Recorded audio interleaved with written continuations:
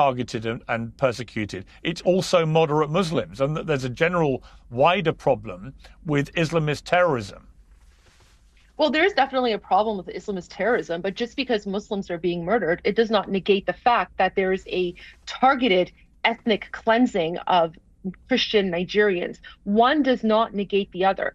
What we can conclude from this is that there is definitely an Islamist problem. Now, one thing that the Nigerian minister is purposefully forgetting to put out there is that it's not just Boko Haram, it's also the Fulani militants. Not a lot of people know about the Fulani militants. The Fulani Islamists are also the ones who are generally targeting the Christian Nigerians, especially in the Plateau Belt.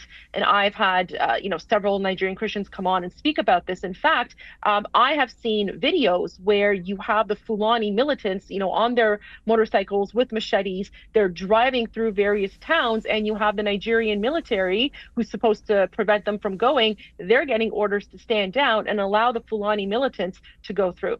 Again, Pierce, the loss of life is horrible. But as you can tell from the minister, he's avoiding questions. He's avoiding eye contact. Instead of actually answering the questions, he's focusing more on trying to attack me and trying to, go after me because I'm not as familiar with the Constitution. I don't need to be familiar with the Constitution of Nigeria to understand that, over 50,000 Christians have been murdered since 2009.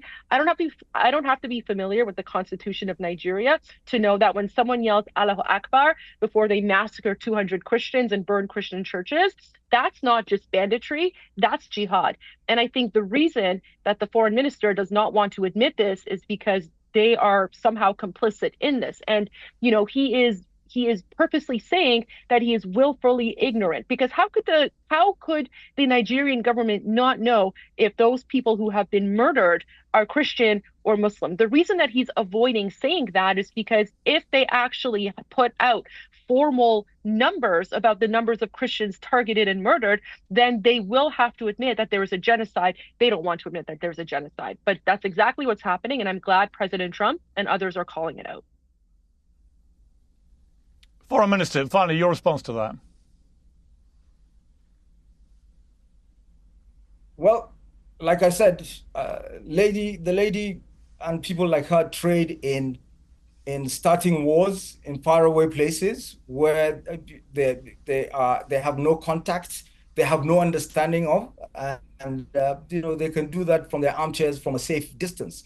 It's a real life situation. This lady would not know the difference between a Fulani man, a Tiv man, an Igbo man, if they stood in front of her. But you can see clearly overnight, because it pays, she's probably making money out of it. Actually, I'm getting $0 for this. I'm getting paid zero.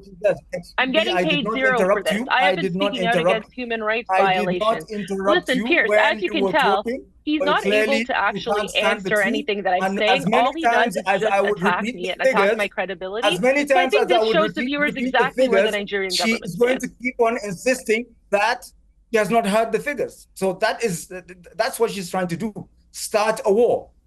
They want to break up Nigeria the same way they broke up Sudan, and now they've run away. She's not talking about Sudan anymore. She's not talking about South Sudan. I actually have talked about Sudan in other episodes as well. For Sudan to be dismembered.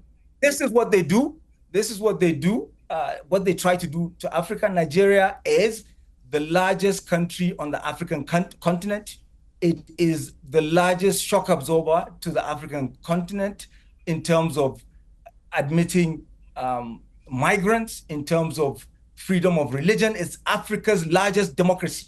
But people like you, who don't really care about freedoms, about the freedoms of either Christians or Muslims or Africans, will continue to agitate for the breakup of Nigeria, for war, the same way that it's happening in South Sudan, and you've kept mum because you've moved on. The reason that I know that you are working with the Islamic Republic of Iran is because the Islamic Republic puts out the same narrative about balkanization. That balkanization narrative is something that the Islamists constantly use. That Africans are losing their lives.